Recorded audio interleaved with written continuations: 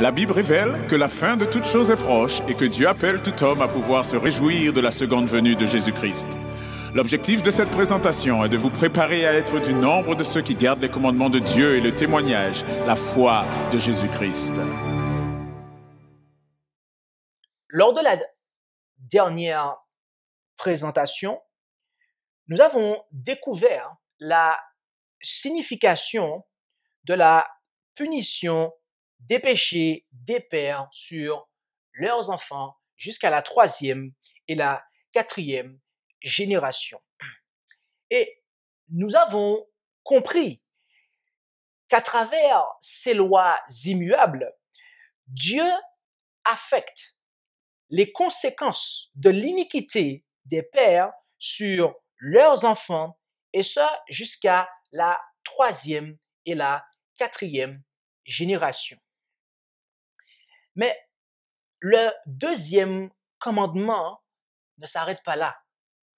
En effet, en Exode chapitre 20, et au verset 6, Exode chapitre 20, et au verset 6, qui constitue la dernière partie que nous n'avons volontairement pas considérée la fois précédente, parce que nous avions beaucoup déjà à faire avec la fin du verset 5. Okay? Mais là, nous allons considérer cette dernière partie. Alors lisons Exode chapitre 20 et le verset 6. Et il est dit quoi? Alors, si je reprends un peu, le deuxième commandement nous dit quoi? Il nous dit de ne point faire d'image taillée, ni aucune ressemblance, de ne point se prosterner devant elle et de ne point les servir, car Dieu est un Dieu jaloux qui punit l'iniquité. Ok, là je vais résumer. Et après il continue, et qui fait miséricorde, donc le Dieu jaloux est celui qui fait miséricorde jusqu'à 1000 générations à ceux qui m'aiment et qui gardent mes commandements.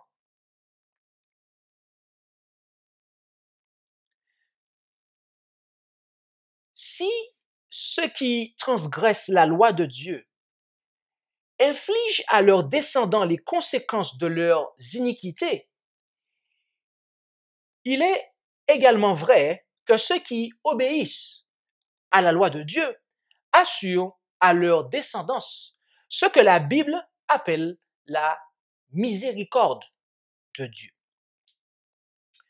Le terme qui est traduit au verset 6 d'Exode chapitre 20 par miséricorde vient de l'hébreu hesed. Et ce terme est parfois traduit par faveur ou bonté, et dans d'autres versions par amour inébranlable. Mais la traduction amour loyal est mieux à même d'en dégager le sens. Le terme qui est traduit par aime, dans le sens qu'il est dit et ceux qui m'aiment, eh bien, vient quant à lui de l'hébreu ahav. Et ce terme exprime le fait d'avoir une grande affection, attention ou loyauté envers quelqu'un. Donc, cela rejoint ce que véhicule, le sens que véhicule le terme hesed. Okay? Ainsi, Dieu fait miséricorde ou agit avec un amour loyal envers ceux qui aiment et qui manifestent leur amour et leur loyauté par leur obéissance à ses commandements. Cet amour est la loyauté inébranlable de la relation d'alliance. Dieu n'a jamais cessé et ne cessera jamais d'exercer sa loyauté. C'est pourquoi cette loyauté de Dieu peut être suivie à la trace sur l'échelle du temps. Il y a un homme qui s'appelle Raymond. Et cet homme, Raymond, c'est un croyant. C'est un croyant dans le message des trois anges.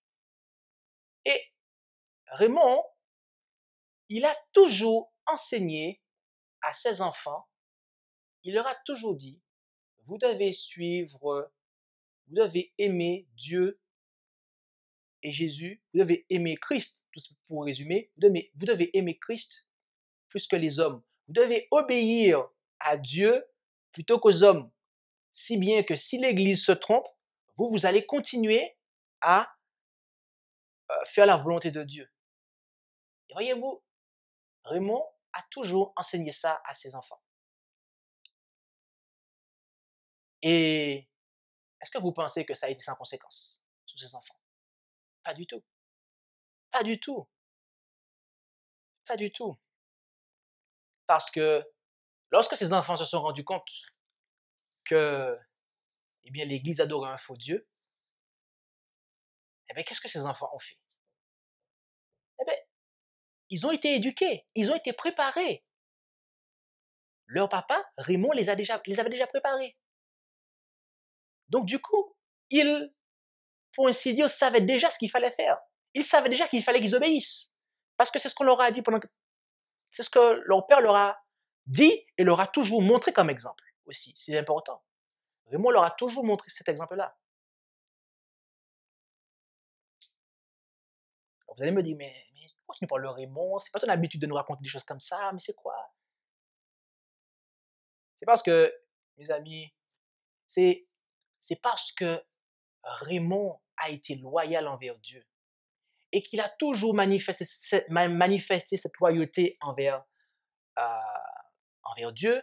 Et donc, cela a été en bénédiction. Il a pu transmettre ça à ses enfants. Eh bien, c'est par rapport à cela, mes amis, que le pasteur David Sims et moi, nous partons dans l'océan Indien, mes amis. Et nous partons aller encourager et fortifier Raymond et ses enfants. Voyez-vous? Donc, puisque la loyauté, je vous ai partagé ça, c'est pour vous montrer la loyauté, mes amis.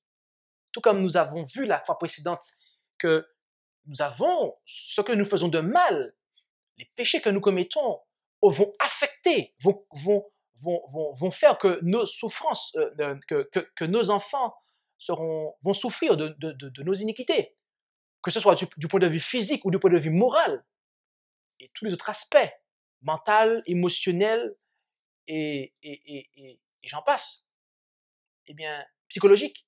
Mes amis, voyez-vous, voilà un autre exemple. Lorsque vous enseignez à vos enfants des principes de la Bible,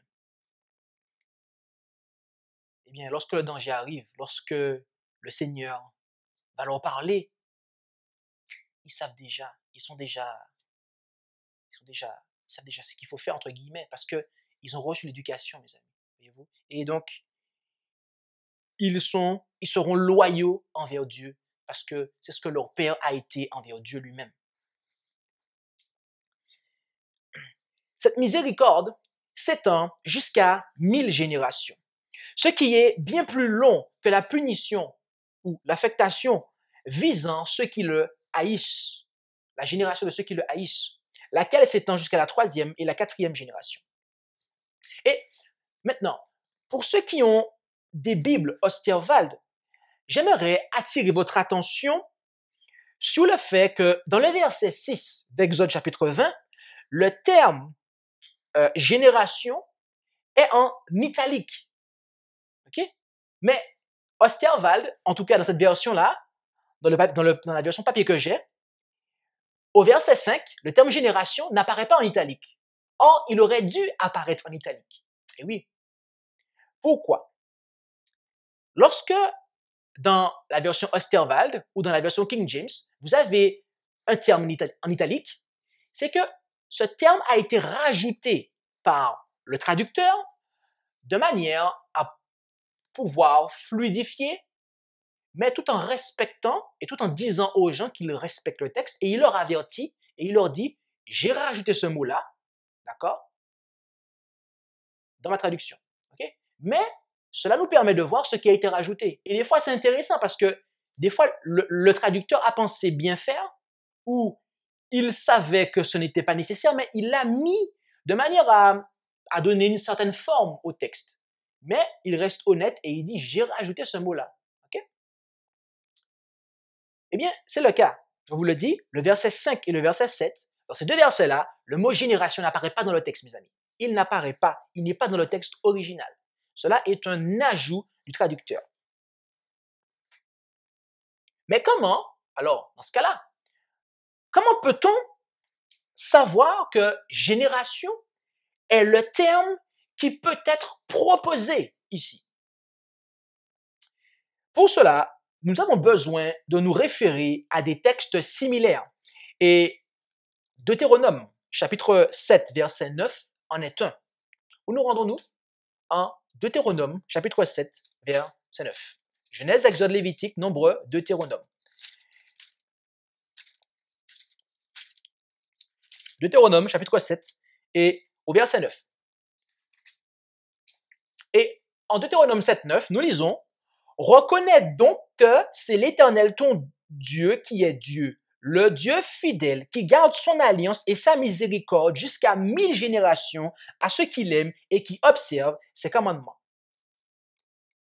Dans ce verset, le terme « génération » est bien présent dans le texte. Ce qui nous permet d'accepter, vu qu'il s'agit d'un texte similaire à celui du commandement. Ok? C'est vraiment un verset qui est cousin, même frère du commandement. On voit qu'il est là pour appuyer ce que nous dit la dernière partie du deuxième commandement. Eh bien, cela nous permet d'accepter la proposition du traducteur dans le décalogue où il place génération. Mais, mis à part cette information, ce verset de Deutéronome chapitre 7, verset 9, nous apprend que l'Éternel souhaitait qu'Israël reconnaisse qu'il était un Dieu fidèle, qui garde son alliance et sa miséricorde avec ceux qui l'aiment et observent ses commandements jusqu'à 1000 générations. La raison d'une telle espérance pour Israël fut exprimée 2 chapitres en arrière, en Deutéronome, chapitre 5, et au verset 29.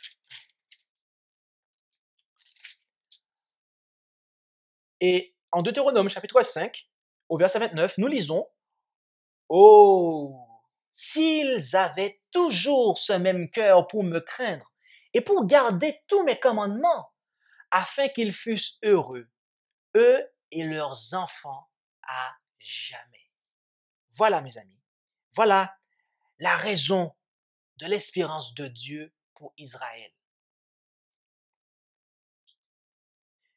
Notez que du verset 6 à 21 de Deutéronome chapitre 5, Moïse est en train de répéter au peuple les 10 paroles de l'Alliance.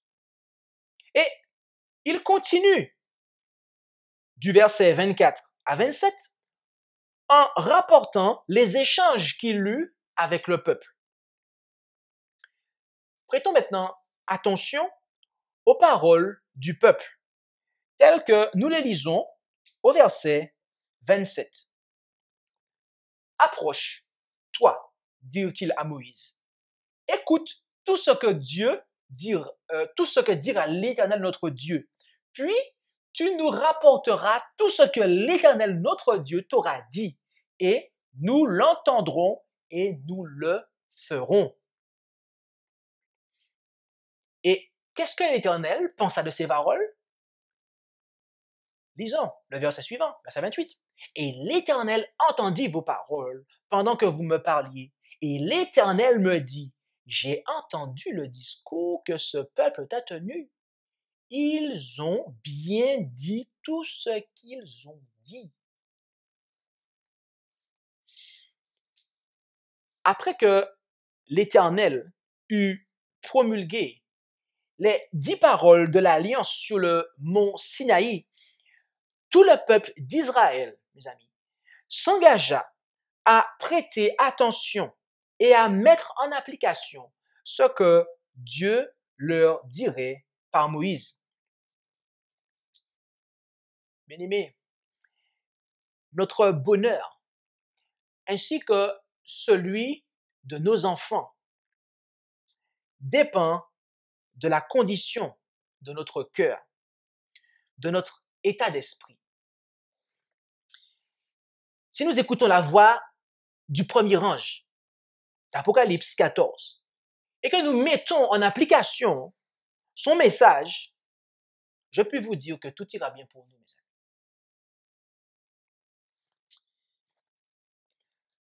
Notez qu'au verset 29 de Deutéronome chapitre 5, il ne s'agit pas d'être heureux pour 1000 générations, mais à jamais. En fait, si les enfants d'Israël avaient persévéré dans l'alliance en prenant bien soin d'instruire leurs enfants après eux et leurs enfants après eux auraient été heureux à jamais. Ils auraient été des canaux de bénédiction, des porteurs de bénédiction, comme leur père l'avait été avant eux. Rendons-nous maintenant en Deutéronome chapitre 4, verset 37. Un chapitre en avant, en arrière du moins. Deutéronome chapitre 4 et au verset 37. Et là nous lisons,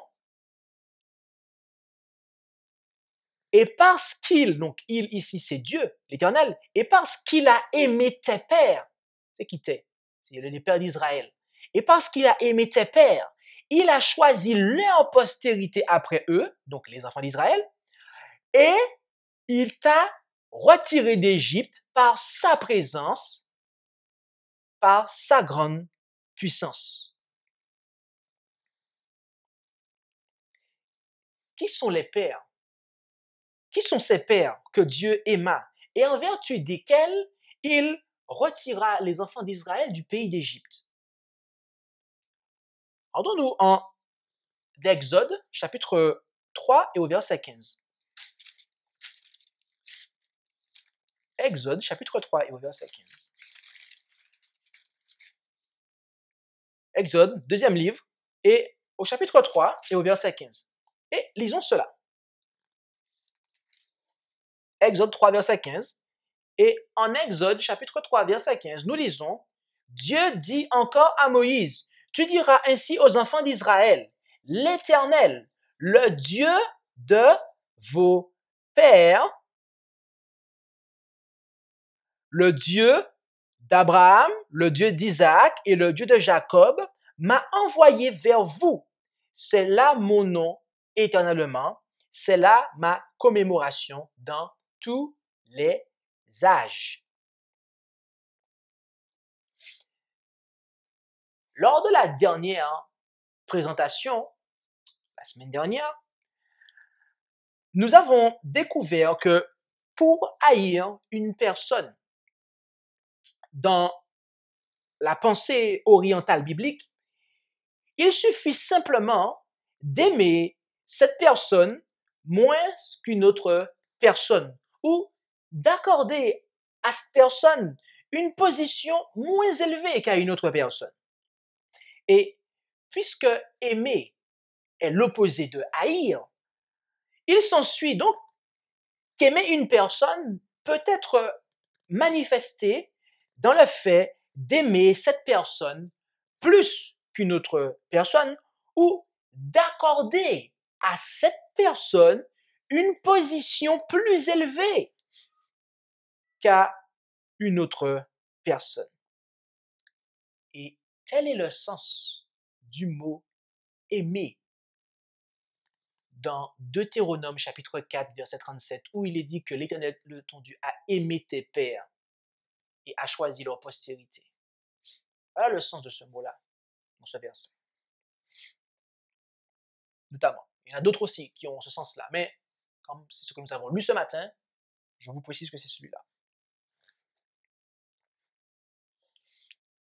tout comme nous pouvions voir une injustice de la part de Dieu dans la punition de l'iniquité des pères sur les enfants, nous sommes susceptibles de percevoir une injustice de la part de Dieu dans le fait qu'il n'a aimé qu'Abraham, Isaac et particulièrement Jacob plus qu'Ésaü.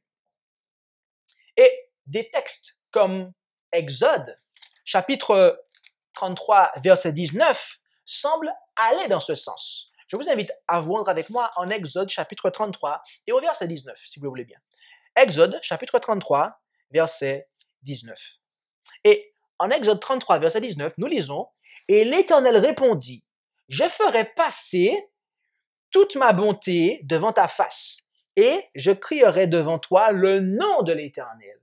Je ferai grâce à qui je ferai grâce, et j'aurai compassion de qui j'aurai compassion. »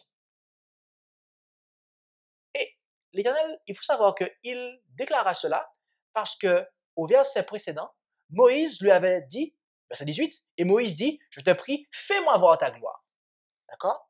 Donc Moïse a eu le privilège de voir la gloire de l'Éternel. Dieu lui a fait cette faveur. Okay? Dieu a eu compassion de lui, en ce sens. Si vous êtes de ceux qui pensent qu'à ce niveau-là, Dieu est injuste, permettez-moi de vous rappeler que tout comme dans la punition ou l'affectation de l'iniquité, il ne s'agit pas dans cette faveur de Dieu, dans le fait qu'il fasse faveur à certaines personnes, dans le fait qu'il place des personnes à un niveau plus élevé que d'autres personnes. Il ne s'agit pas, mes amis, aucunement de destinée éternelle ou de salut personnel, mais simplement d'un droit que Dieu se réserve mais simplement d'un droit que Dieu se réserve de manifester certaines faveurs à qui bon lui semble. Et en tant que créatures qui, de surcroît, sont mortelles, nous avons simplement besoin de comprendre les paroles du verset 12 du psaume 84. Je vous invite à vous rendre avec moi dans le livre des psaumes. Et là, nous considérerons le psaume 84 et le verset 12 de ce dernier. Psaume 84.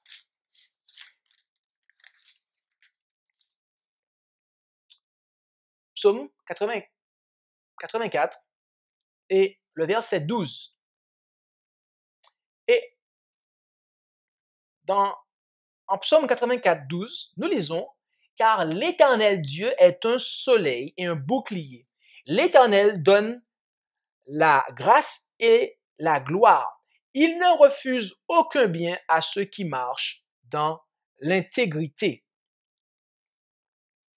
Mes amis, comme disait la messagère du Seigneur à ce propos, dans le livre Vers Jésus, Dieu est trop sage pour se tromper et trop bon pour refuser un bien à ceux qui marchent dans l'intégrité.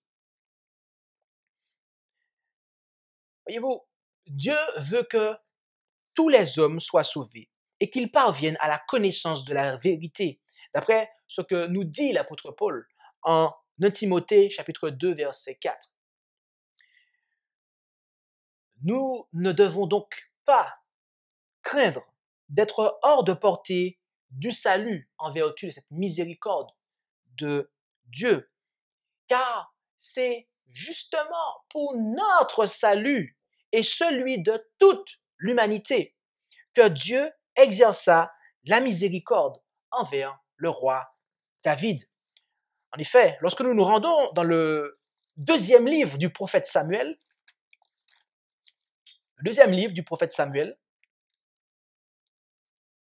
rendons-nous dans le deuxième livre du prophète Samuel et considérons le chapitre 22. De Samuel 22. Le deuxième livre du prophète Samuel au chapitre 22. Le second livre du prophète Samuel, au chapitre 22, et considérons-y le dernier verset de ce chapitre. 2 Samuel, chapitre 22, et au verset 51. 2 Samuel, chapitre 22, et au verset 51. C'est lui, donc l'Éternel, qui délivre magnifiquement son roi et qui fait Hesed, le même terme hébreu qui se trouve dans le deuxième commandement, et Dieu fait miséricorde, Hesed, donc ce terme-là se retrouve ici, et c'est lui qui fait Hesed, miséricorde, à son nom, à David et à sa postérité à jamais. Voyez-vous? Ici, David est en train de nous dire, ce verset se trouve est une partie du moins du cantique du roi David. D'accord? Et David était un Israélite issu de la tribu de Juda. Et cette portion du cantique était une prophétie concernant le règne du Messie, lequel serait issu de sa descendance. Et en s'y référant, le père de Jean le Baptiste déclara en Luc, l'évangile de Luc, et c'est là que nous nous rendons à présent. L'évangile selon Luc, chapitre 1. L'évangile selon Luc, chapitre 1, et considérons là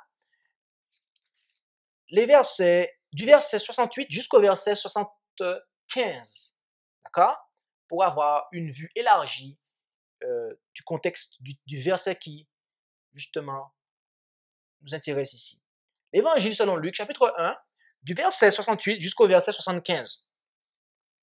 Et là, Zacharie déclara, « Béni soit le Seigneur, le Dieu d'Israël, de ce qu'il a visité et racheté son peuple, et de ce qu'il nous a suscité un puissant sauveur dans la maison de David, son père, comme il en avait parlé par la bouche de ses saints prophètes depuis longtemps, de ce qu'il nous a sauvés de nos ennemis et de la main de ceux qui nous haïssent, pour exercer sa miséricorde. » Ok?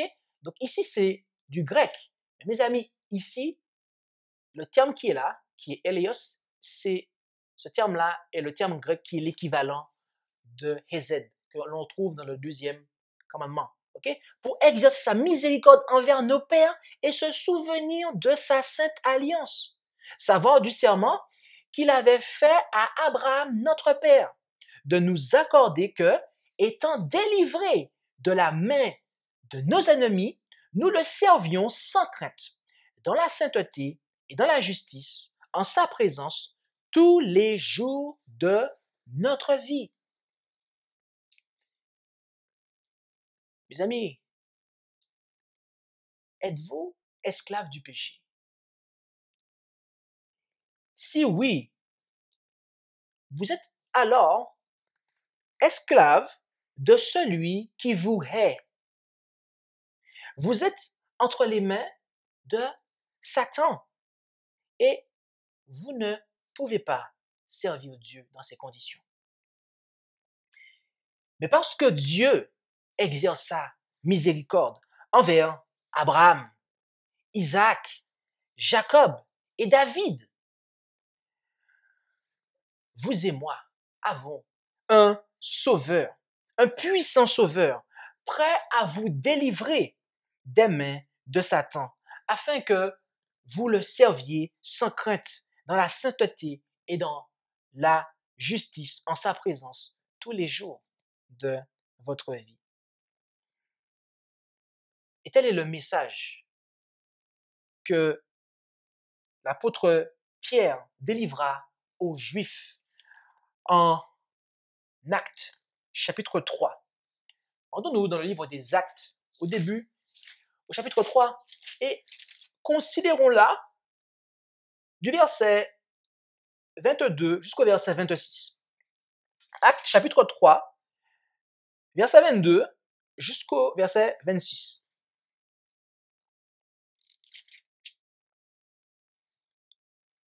Actes chapitre 3, verset 22 jusqu'au verset 26. Car Moïse a dit à nos pères, le Seigneur votre Dieu vous suscitera d'entre vos frères un prophète comme moi. Écoutez-le dans tout ce qu'il vous dira. Et toute âme qui n'écoutera pas ce prophète sera exterminée du milieu du peuple. Tous les prophètes qui ont parlé depuis Samuel et ceux qui ont suivi ont aussi prédit ces jours. Vous êtes les enfants des prophètes et de l'alliance que Dieu a traitée avec nos pères en disant à Abraham, toutes les familles de la terre seront bénies en ta postérité. C'est pour vous, premièrement, que Dieu, ayant suscité son Fils Jésus-Christ, l'a envoyé pour vous bénir en retirant chacun de vous de ses iniquités. Mes amis, voulez-vous accepter la miséricorde de Dieu, la bénédiction que Dieu avait promis à Abraham? Voulez-vous que le Fils de Dieu vous bénisse en vous retirant de vos péchés? Si oui, alors prêtez attention au verset 19 et au verset 20 du même chapitre. Acte 3, versets 19 et 20. Repentez-vous donc et vous convertissez, afin que vos péchés soient effacés, afin que des temps de rafraîchissement viennent de la part du Seigneur. Et le verset 20, et qu'il vous envoie celui qui a été annoncé auparavant, le Christ Jésus.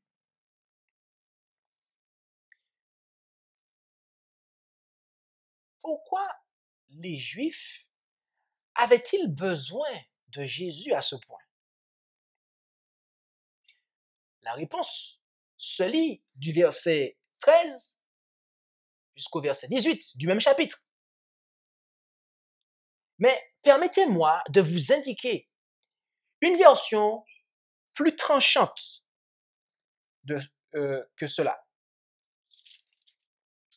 Rendons-nous en Actes chapitre 2 et lisons du verset 38 jusqu'au verset 40.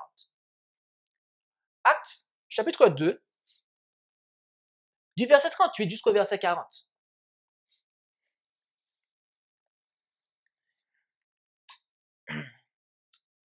Et là, nous lisons. Et Pierre leur dit, repentez-vous et que chacun de vous soit baptisé au nom de Jésus-Christ pour la rémission de ses péchés, et vous recevrez le don du Saint-Esprit, car la promesse a été faite à vous et à vos enfants, et à tous ceux qui sont éloignés, autant que le Seigneur, notre Dieu, en appellera. Et il les conduisait par plusieurs autres discours, et les exhortait en disant, sauvez-vous de cette race perverse. Voilà, mes amis. Voilà la version beaucoup plus tranchante que celle qui est dans du verset 13 à 18 du chapitre 3. Une autre traduction de la fin du verset 40 serait « Soyez délivrés de cette génération immorale ». Okay? Après avoir mis à mort le Fils de Dieu, les Juifs étaient persuadés qu'ils continueraient à bénéficier de la miséricorde de Dieu, et ce, simplement parce qu'ils étaient les descendants charnels d'Abraham, d'Isaac, de Jacob et de David. Mais cela était sans compter sur la prophétie de Jérémie, celle que nous lisons au chapitre 32 de son livre. Je vous invite à vous rendre avec moi à présent en Jérémie chapitre 32.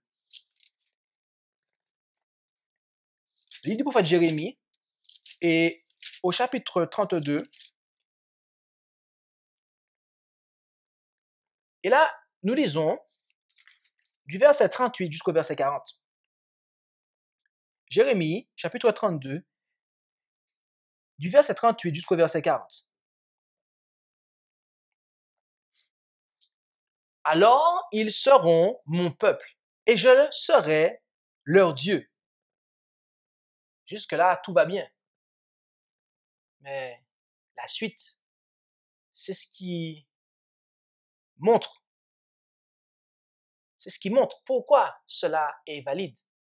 Ok? Et c'est ça que les Juifs n'ont pas voulu. Et je leur donnerai un même cœur et un même chemin, afin qu'ils me craignent toujours pour leur bien et celui de leurs enfants après eux. Et je traiterai avec eux une alliance éternelle. Je ne me retirerai plus d'eux. Je leur ferai du bien et je mettrai ma crainte dans leur cœur, afin qu'ils ne se détournent pas de moi. C'est ce que la nation juive a rejeté pour sa majorité. Mais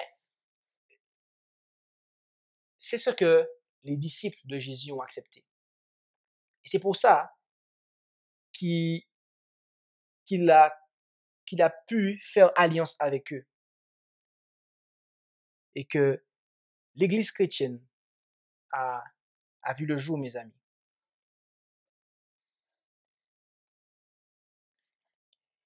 C'est parce que Dieu fait miséricorde. C'est parce qu'il exerce un amour loyal que Jésus peut nous donner un même cœur et un même chemin. C'est-à-dire un cœur non partagé et un mode d'action unique, lequel sera celui de l'obéissance.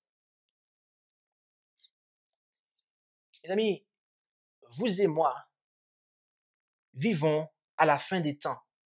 Et voyez-vous, la miséricorde de Dieu envers Abraham, la bénédiction qu'il lui avait promise à lui, ainsi qu'à Isaac, Jacob, Israël et à David, s'étend encore jusqu'à nous aujourd'hui à travers son Fils unique engendré, notre Seigneur et Sauveur Jésus-Christ. Voulons-nous, à notre tour, être des hommes et des femmes qui, sous le message du troisième ange, sont des porteurs de cette bénédiction? Si oui, sachez alors que l'observation des commandements de Dieu et de la foi, du témoignage de Jésus-Christ, est l'unique moyen de s'assurer la miséricorde de Dieu, mes amis. Je ne dis pas cela parce que j'ai juste envie de le dire, mais c'est parce que c'est ce qui nous est dit dans le psaume 25, verset 10. Rendons-nous dans le psaume 25. Le psaume 25.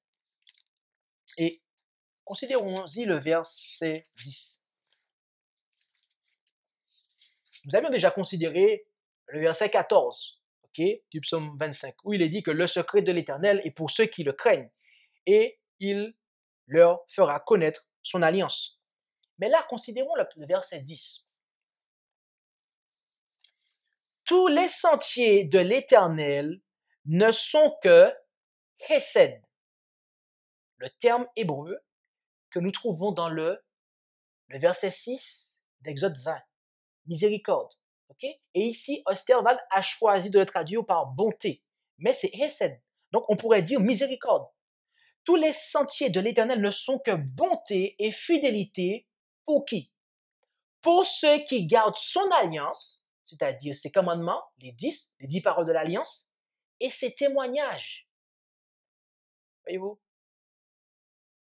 C'est pour cela que je vous disais, mes amis, que lorsque nous gardons les commandements de Dieu et la foi de Jésus, les commandements de Dieu et le témoignage de Jésus, à ce moment-là, mes amis, nous sommes concernés par les paroles du verset 6 et qui fait miséricorde jusqu'à 1000 générations à ceux qui m'aiment et qui gardent mes commandements. Le véritable amour pour Dieu sera manifesté à travers l'observation de son alliance et de ses témoignages. C'est pourquoi ceux qui aiment véritablement Dieu se soucieront constamment de garder ses commandements, et tout particulièrement ceux qui ont trait à l'adoration. Et puisque Dieu est amour et que ses rapports avec ses créatures sont motivés par l'amour, une fois que Christ, bien-aimé, aura achevé son œuvre en nous, une fois qu'il aura écrit sur les tables de nos cœurs les paroles de l'alliance qu'il écrivit, que Dieu a écrit sur les tables de pierre sur le mont Sinaï, et que nous serons à ce moment-là devenus une épître vivante, lue et connue de tous, nous n'obéirons plus à Dieu tel un devoir. Nous ne verrons pas cela tel une contrainte,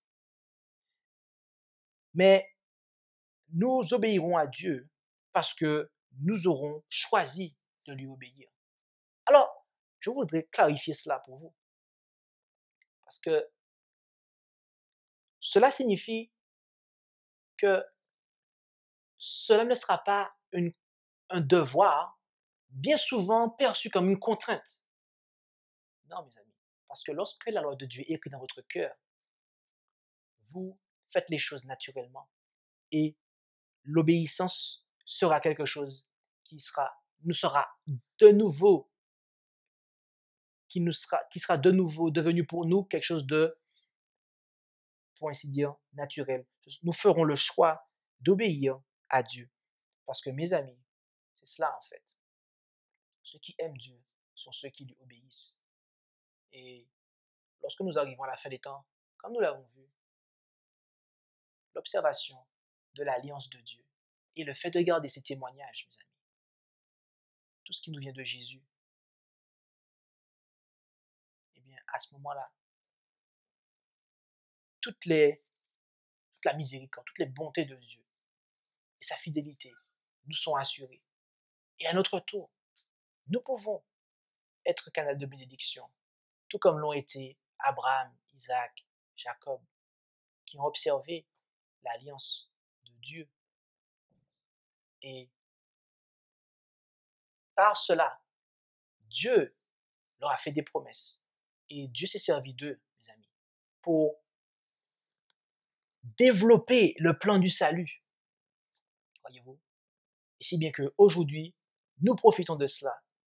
Nous avons part à ce salut, tout un chacun, abondamment, gratuitement. Et ce par Jésus. Donc, Dieu veut que nous soyons aussi des canaux, des porteurs de bénédiction. Alors, puissions-nous répondre oui, et puissions-nous